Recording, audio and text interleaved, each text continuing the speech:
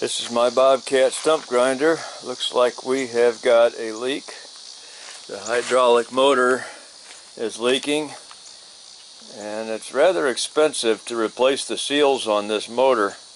I've done it maybe 3 or 4 times since I've owned it. It's a seal that Bobcat is trying to keep secret. They don't want people buying the seal through another source, but it's right up in there, and I'm still trying to find a better source to buy those seals because they want about 5 times more than what they're supposed to cost. The first time it was about $200 and something for a seal kit. I used all the seals the first time and rebuilt the whole motor, but I didn't find anything wrong inside the motor. It's just the seals on the outside that go bad. So there's 2 of them, a dust seal and then another regular lip seal on the inside that go on the outer shaft. I need this machine today. I can't do it today. I got to do it another day. Back on this stump grinder, I tried to use it today. Did not get away with it. It was throwing oil everywhere. The motor is throwing oil. This cylinder here that brings the thing left and right is throwing oil. This cylinder on top is throwing oil. There's only one cylinder that's not throwing oil, and it's looking like I'm going to take all 3 cylinders off, take them to the hydraulic shop. While they're doing that, I'm going to well, I have to wait a week for the parts to come in for the hydraulic motor. I got a leak on this cylinder here on the front of the Bobcat. That one's blown out too. So it looks like it's going to be in for a lot of money, a lot of work, a lot of downtime, but I'm still pretty much laid off on my driving job. I get to work maybe 1 or 2 days a week if I'm lucky, but they're not good jobs. They're runs that don't pay anything. So I have to have the Bobcat. I'll just have to get the credit card out to pay for all this. Got to save the cash to make the minimum payments every month. On this cylinder here that's leaking, I'm just going to tell you how I'm going to do it. There's no point in videotaping the whole thing. We'll just go through it in steps.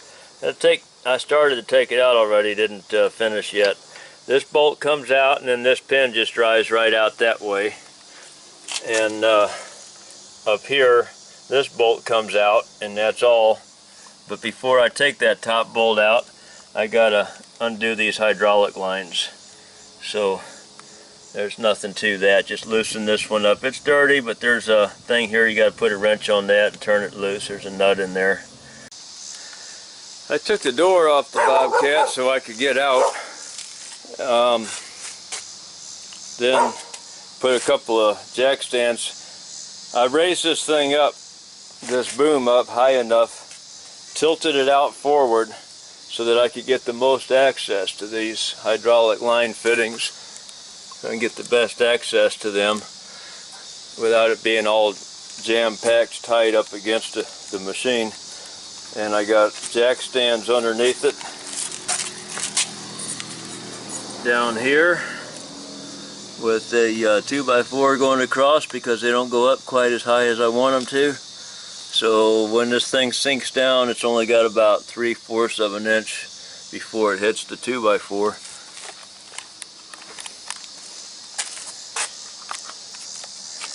Took an air gun and blew all the dirt off of these fittings, both the top and the bottom, and had to scoot the jack over, get a 5-gallon bucket underneath there to catch the oil, because there will be a lot of oil running out.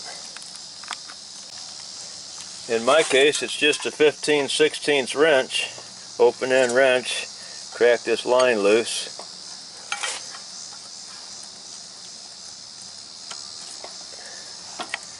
And I'll have to do the same thing up here on this one.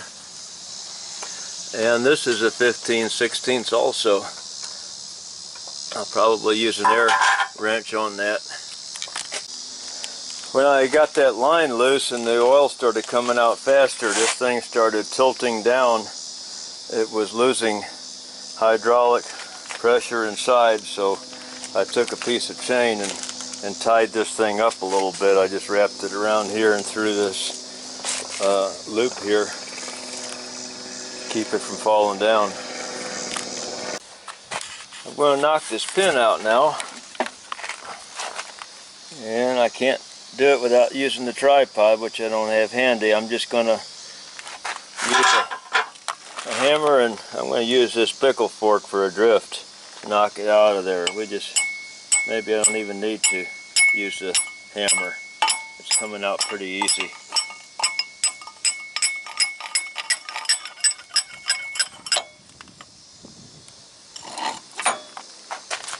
Then I'm going to take the top bolt off up there, and then the cylinder is off. We got the two lines off.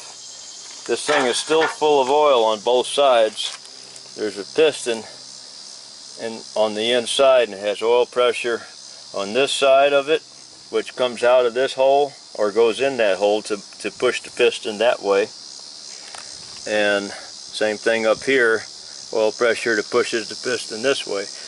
To keep oil from running all over the place, I am going to try to push the piston in, or push the ram in, which will push the oil out of this end, let it drain out into the bucket.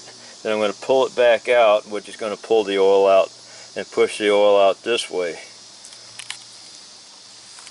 And then the thing will be out of oil, and it won't be making such a big mess to deliver it to the hydraulic shop. I went on and got the tripod out here. You can see I got oil dry scattered all over the floor because we need it bad on this job. I just want to show what I did when I got this cylinder loose and got the oil out of it. Just air in it now.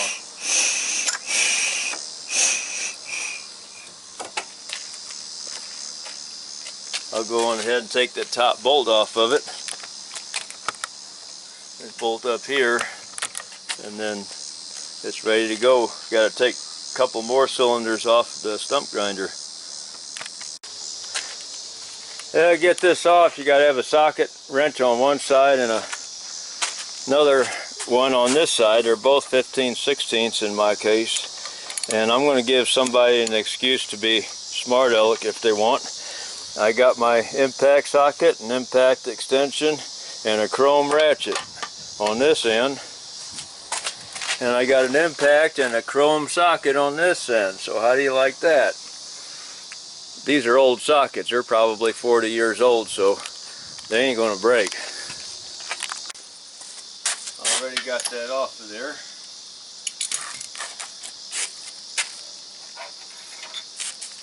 Put the nut on here so I don't misplace it.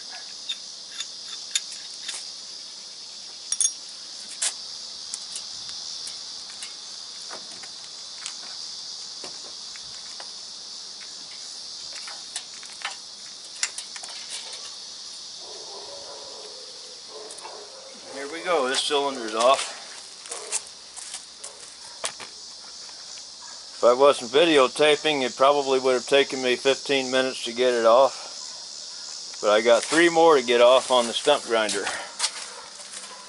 Yeah, I'm just going to do all 3 of them with the 2 of them blown out. The third one's not, but while it's down, I might as well get all of them because the motor's down too. I already got this cylinder just about off, the top one on this stump grinder, and I guess I should show how they come off. It's pretty self-explanatory. It's about the same as it does on the Bobcat. There's a nut and bolt in here. I took it out, and then this whole thing here will just knock out of there like that. Just pull that out, and it's the same on both ends. Where are we at here? Right there. Same on that end too. And as far as taking the hydraulic line off, nothing to it. Put the wrench right here on this. This one is to hold this one from spinning if you need it to. It'd be a smaller size, but it's not spinning. Just crack that loose like that, and Unwind that off of there. All these hydraulic lines come out of the same place, and these two up here and the one for that's down below there, both are about the same size, same length and everything, so I'm just going to stick a zip tie on them to be able to distinguish which ones are which, so that they already got zip ties on them down here on this one, but that one up there didn't. This one has the same deal, but it's a little bit different. It gives you access to a hole here to put a socket wrench on it, so that you don't have to fight with two end wrenches inside here. And the same thing on this side, but it's on the back side here. We got one that's seized up right here. See if we can get a close-up on that. The cylinder's off on the other end and it moves, but it is rusted up here. Not inside here, it's not, because that moves fine, but it's rusted up here for some reason. Or maybe it's on the underside. I kind of doubt it. I think it's going to be up here. And I started chiseling at it right over here on this side. I'm going to use a different chisel. Use this one on it and try to make that thing spin there a little bit by hammering on that. But I got it to turn some.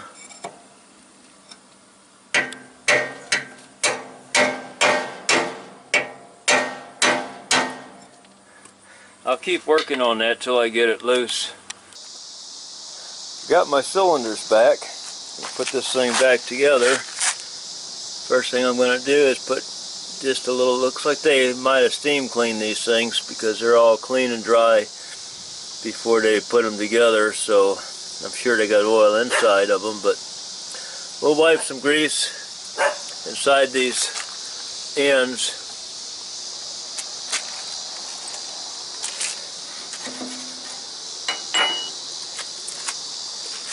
Before I put them on, I'll just reach in this old empty grease bucket and get a finger full of grease. Wipe it in these ends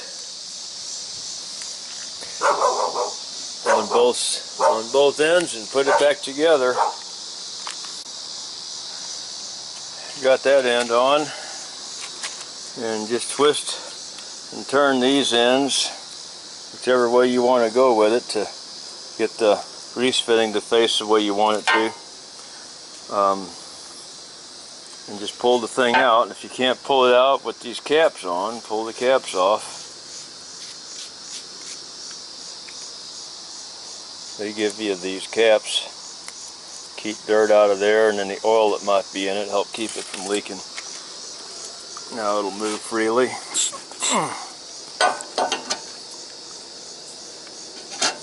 Need two hands. I'm not using a tripod. Got everything on pretty much. One thing I just want to show is that you don't have to tighten these fittings down real tight. Just snug them down a bit. Put maybe 20 pounds, 20-30 pounds of pressure on it with that little wrench, and that's all you need. So it's probably only about 15-20 foot-pounds, since I'm only using about 6 inches of the wrench. And that should be enough. If it does leak, well then you just tighten it down a little bit more.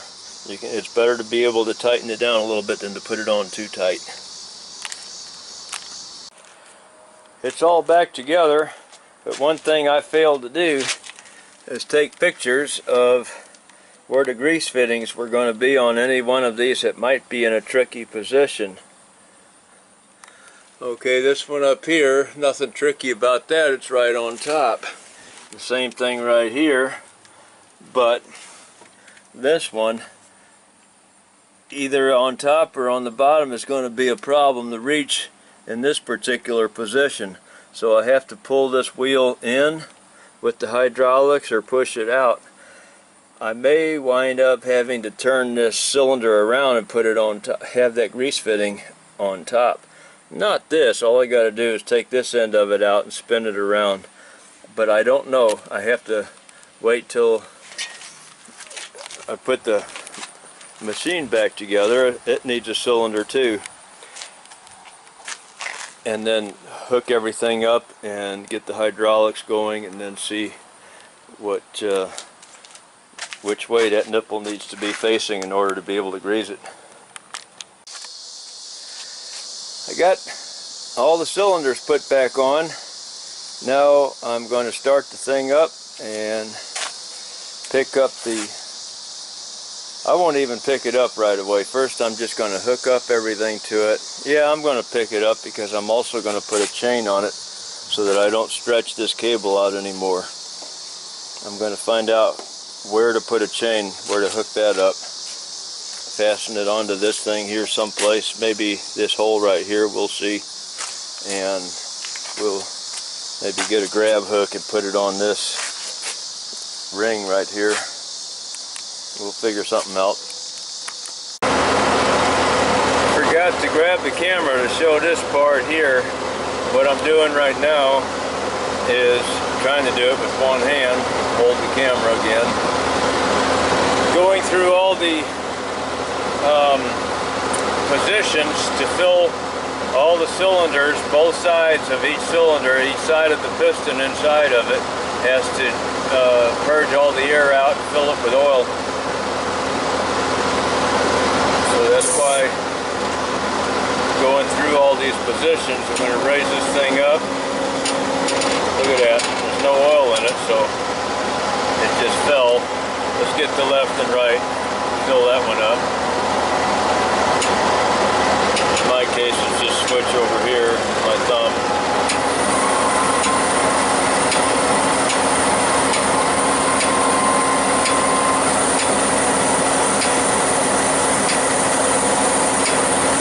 I'm going to take it both ways, all the way. Now I'm going to go out and in. Wheel. Take it all the way out, bring it all the way back in. And now pretty up and down. Oh, we already got it up all the way. Raise the thing up for going down.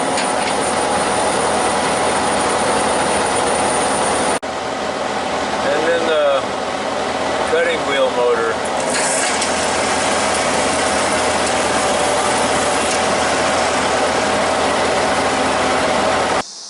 Got it all put back together, everything's working right. The last thing to do is to top off the hydraulic oil. Got my funnel in the hole where mine fills up at. Everybody's going to fill up in a different place. Mine has a sight glass here with a floating ball in there. The floating ball is laying in the bottom. That's that white ball in the bottom. So when you can see, the ball is either on the top or really shouldn't be on the top too much, because unless you're filling it, you just happen to overfill it just a bit, that's okay, but you don't want to keep pouring it in there. You want to keep looking about every half gallon or so and make sure that ball is not laying on the bottom anymore. If it goes up to the middle or up to the top, don't put any more in there.